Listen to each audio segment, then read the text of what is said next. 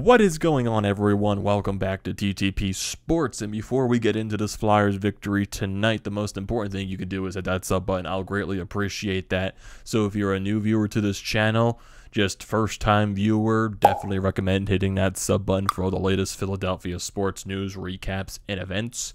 It's a very fun time here, or it can be a miserable time depending on the outcome of the games or the news. So yeah, definitely recommend hitting that sub button. Or if you're a long-time viewer of the channel, I think you're crazy for that, but I'm also grateful at the same time. So definitely reach it out there, share it. Let's get people joining this channel, get it over that 400 sub count, and continue to grow from there. So getting into the business tonight, the Philadelphia Flyers steal a game in Carolina by a score of 2-1 to defeat the Hurricanes. Carter Hart was absolutely out of this world. He was outstanding tonight. 39 saves on 40 shots. The Flyers had no business in the first 40 minutes of this game. They were getting outplayed on every single aspect of the ice, except in net. Carter Hart was just spectacular. He was unreal, making save after save after save after save, and Jesus, my goodness.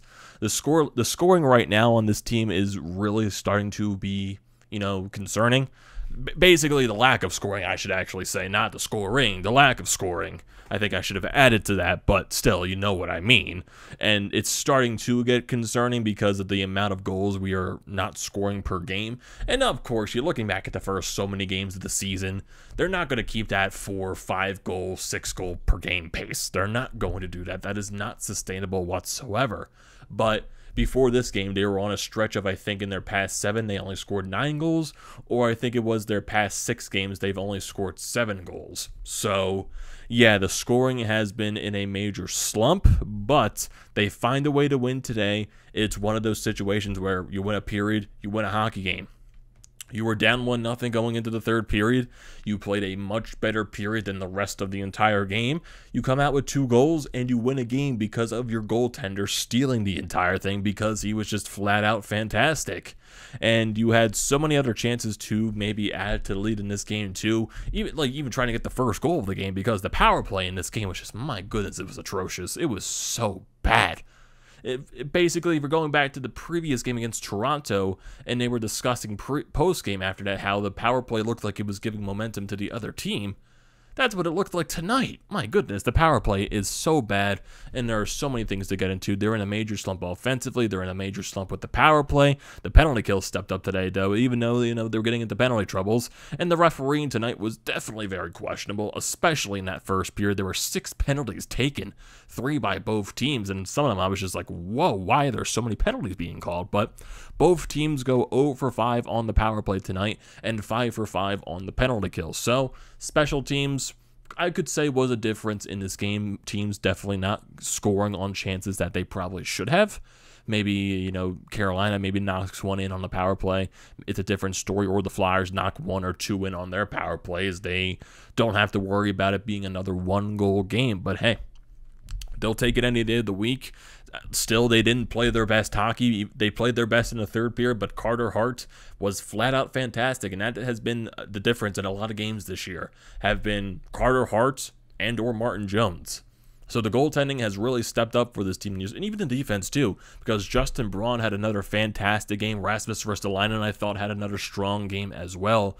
So the defense is definitely stepping up there too. It's just you got to find a way to score on offense, and that's becoming the major issue. But there hopefully could be some positives going into tomorrow, because even though you don't want to say this is a positive as the Flyers waive Nicolas Aube-Kubel, and mainly this wave is to put place for Kevin Hayes to come off LTIR and play in tomorrow's game against the Dallas Stars. So, yeah, you're losing a bottom 6 forward, and for Nicolas Aube-Kubel, just to get my opinion out of there, I guess this was a point where it was eventually coming just because of how many times he was slotting out of the lineup for Patrick Brown, and basically he has not been able to find that groove that he has when he was first called up a couple of years ago, when he was a very solid bottom 6 forward that can chip in offensively, be that high energy guy that you need on a 4th line. But ever since then, he's basically just been taking bad penalties, and it's been bad penalties, and he hasn't been that effective as he was a couple of years ago. So that leads to him getting taken out of the lineup, even last year too. Just taken out of the lineup, being healthy scratched, and now you're eventually waived. Then yeah, there's definitely a chance he could be claimed on waivers. He's still very young. I would say maybe the only thing that might push teams away from that waiver claim is the $1 million, but you never know. It's still $1 million.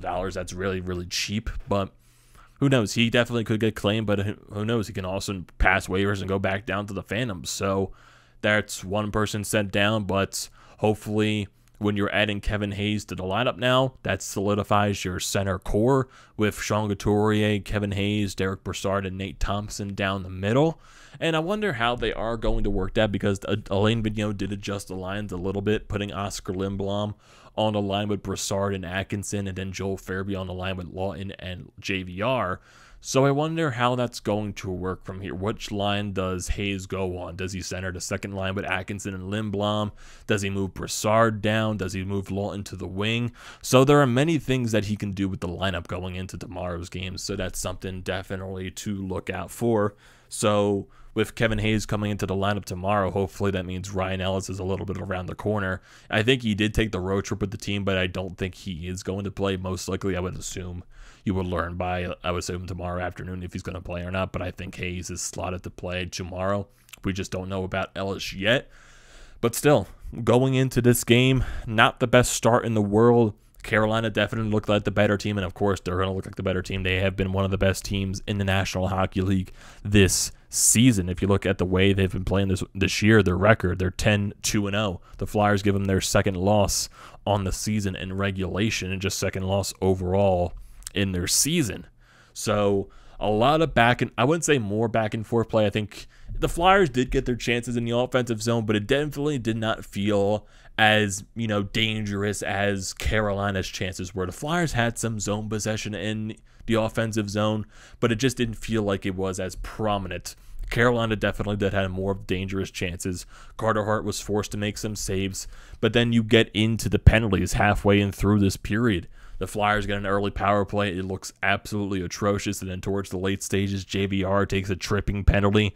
So you get a 4-on-4 situation there. Carolina then goes to the power play. So the Flyers are forced to kill that off.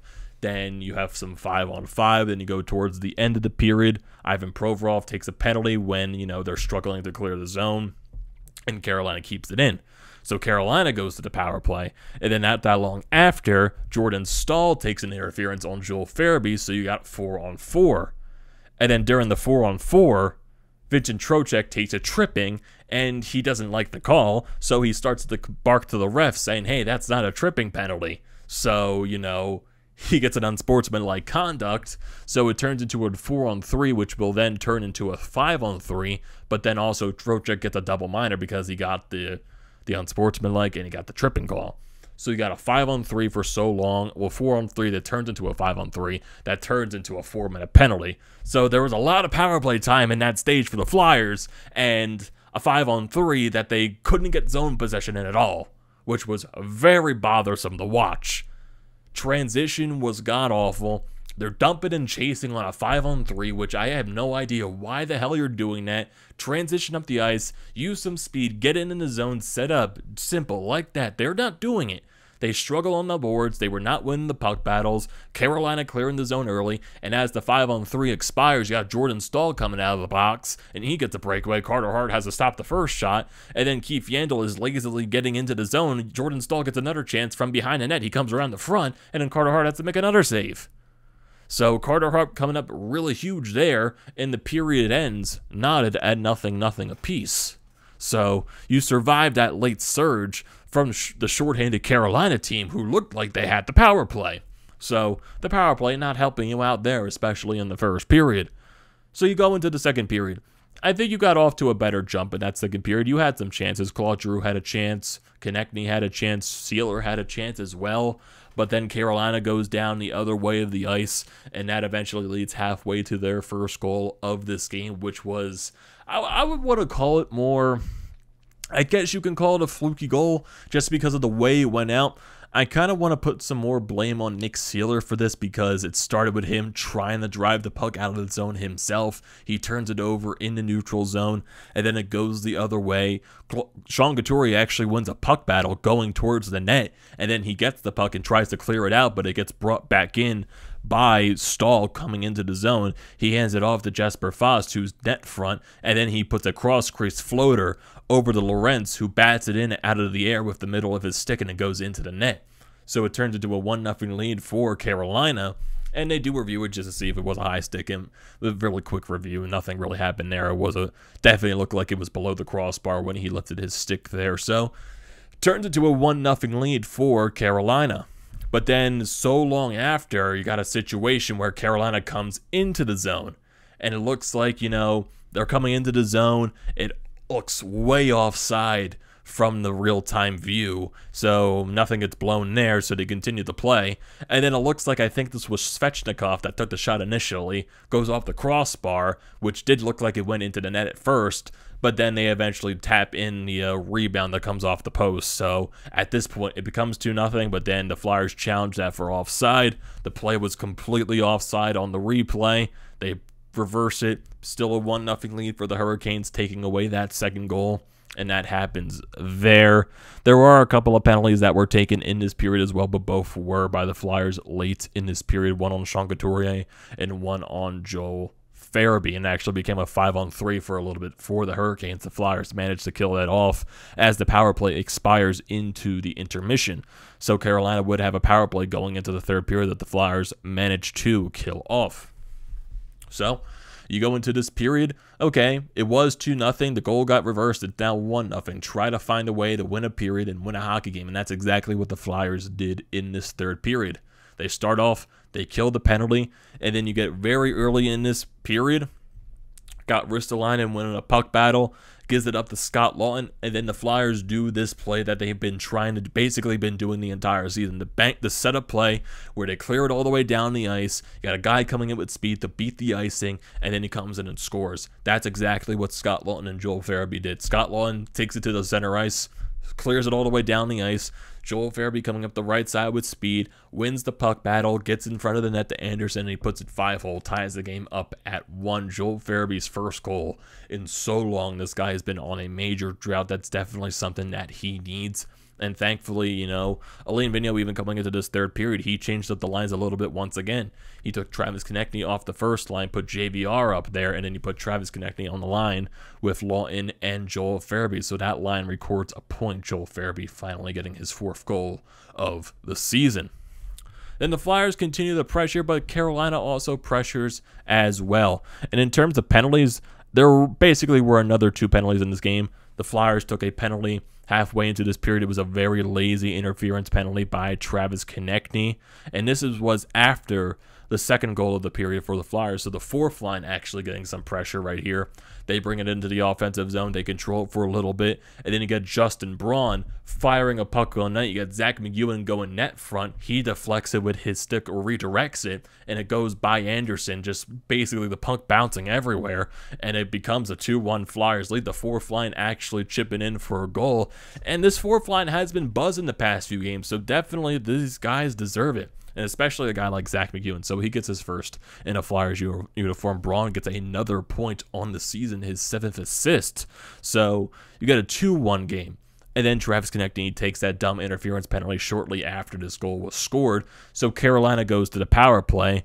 Flyers kill it off. And then Carolina eventually does take a penalty here. The Flyers go to the power play. Trocheck gets a late slashing call. Nothing happens on that power play, of course, for the Flyers, so Carolina kills it off. And then you go into the late, stress of the final minutes of the game. You go into the final 5 minutes. It's 2-1. Carolina's pressing. They're eventually going to pull the goaltender. So they're just controlling and controlling and controlling. Carter Hart having to make these outstanding saves. Had a couple of breakaway chances. He stopped a couple of out-of-man rushes just throughout this game entirely. So you go to these final 5 minutes. Carolina controls. Flyers try to dump the puck down the ice. And there were a couple of instances where they did ice the puck a couple of times. but then Carolina eventually does call timeout. They pull their goaltender. The Flyers eventually do win a battle, I think, in the final minute of this game, a little under a minute. Sean Couturier brings it down the ice. He tries to ice the game off, putting it in the empty net. He just misses.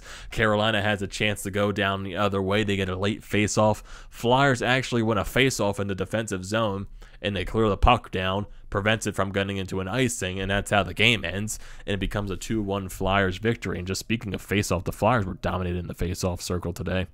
Basically, the Flyers and the Carolina Hurricanes, they're the top two teams in face-off percentage this year, so Carolina really showed it to them today. 58% for them, 41% for the Flyers in the face-off circle. But hey, the Flyers won an important face-off to win the game, so I guess that's where it matters. But they win this game by a score of 2-1. Your 3 stars of the game: Carter Hart deserving that first star, 39 saves out of 40 shots. Zach McEwen gets second star, and Steven Lorentz gets third star for Carolina. 40 in terms of shots on goal, 40 shots to 28 in favor of Carolina. I told you the face-off percentage and how Carolina dominated the Flyers. Both teams go 0 for 5 on the power play, meaning both teams go 5 for 5 on the penalty kill. 10 minutes of penalty times each for each team. 16 hits to 12 in favor of the Flyers, 18 blocks for the Flyers, and then, both teams gave the puck away a lot. And shots on goal for period, 6 to 13 in favor of Carolina in the first, 15 to 7 in favor of Carolina in the second, and 15 to 12 in favor of Philadelphia in the third period to finish off that shot total. So, and looking at Carter Hart's stats right here. So, with this win on the season, I'm trying to pull up Carter Hart if I can find the goddamn guy, because you know the freaking NHL app doesn't want to be friendly here. So, with this win for Carter Hart on the season, he now has 9 games played with a 4-3-2 record. He drops his goals against down to 2.32 and raises his save percentage up to 931. So his numbers continue to get better and better and better as the games go on. And Carter Hart looks, honestly, I know some people want to say like, oh, he's got his 1920 form back. He's definitely got that. I would say Carter Hart actually looks a lot better.